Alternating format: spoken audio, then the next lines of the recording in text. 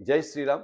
ఇవాల్టి ఆధ్యాత్మిక కార్యక్రమంలో మనకి మా సంగీతం సంబంధించిన వ్యక్తి, చాలా గొప్ప వ్యక్తి, భారతరత్న అవార్డు పొందిన వ్యక్తి. ఆవిడ శ్రీ ఎంఎస్ సుబ్బలక్ష్మి గారు.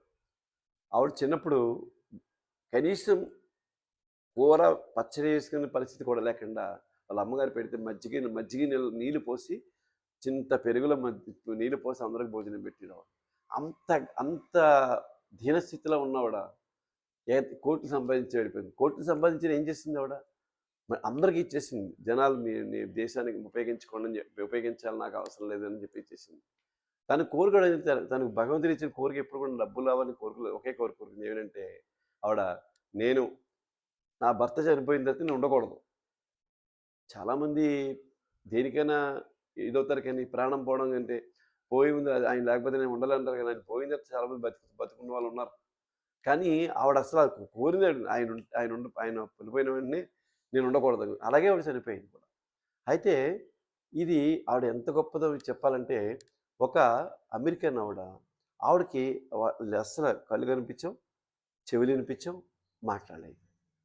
కానీ మాట్లాడి లైట్‌గా వచ్చి రాని మాట మాట్లాడుతుంది. అంత ఉన్నవాడ ఒకసారి ఈ దేశంలో వస్తే అయితే ఆవిడ గురించి చెప్పారు. ఏంటిట ఆవిడకి ఏంటిట?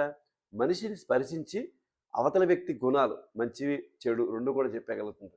అయితే అప్పుడు జవహర్లాల్ నెహ్రూ గారు సీఎం పీఎంగా ఉన్నప్పుడు ఆవిడ ఎందుకని పిలిపించుకొని ముట్టుకోమంటే ఆయనలో ఉన్న విషయాలన్నీ కూడా మంచి మంచి విషయాలు, చెడు అన్ని విషయాలు కూడా చెప్పేసింది. ఇలాగే ఆవిడే ఎంఎస్ సుబ్బలక్ష్మి గారు ప్రోగ్రామ్ చేస్తున్నప్పుడు దగ్గరికి వచ్చినప్పుడు ఆవిడ కూర్చుని విని పక్కని మధ్యలో ఉందిట. నేను ఒకసారి ఆవిడని కంఠం దగ్గర స్పర్శ చేయించాలి.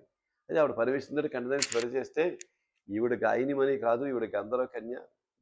ఆవిడ గంధర్వలోకం నుంచి వచ్చిన కన్య ఆవిడని చెప్పింది. అంటే పూర్వజన్మ ఆవిడ గంధర్వ కన్య అని క్లియర్‌గా అర్థమైపోయింది కదా! అంటే అంత వైభవం అలాగా పాడగలగాలి అంటే పూర్వజన్మ గంధర్వులు ఆ జన్మ సుకృతాలు ఉండాలి తప్ప ఉండదు. కానీ ఆవిడ ఎంత గొప్పది పేరు తెచ్చుకున్నా కూడా సామాన్యంగా బ్రతికింది, సామాన్యంగా వెళ్ళిపోయింది. ఒక కీర్తన పాడాలంటే అనుభవించి పాడింది. అలాంటి మహానుభావులు మనం తలుచుకోవాలి. జై ఎం. సుబ్బలక్ష్మి గారికి. జై శ్రీరామ్.